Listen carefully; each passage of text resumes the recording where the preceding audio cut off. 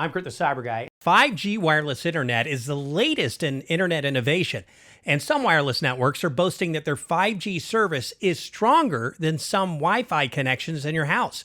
So some of our viewers have asked if you need to have both home internet if you're also going to pay for 5G service. This is going to depend on what you're looking for and when it comes to the internet in your home. My first tip is to check out if 5G is available in your area from your carrier. If it is, research the cost of how fast the speeds are offered for your network. Now, ask yourself this question.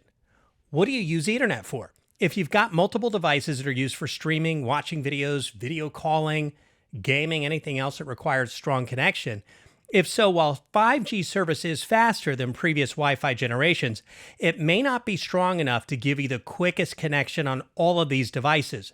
Wireless carriers like T-Mobile are leading the 5G train with home internet, and they're advertising lower monthly rates since you're avoiding the equipment and service fees that usually come along with Wi-Fi plans.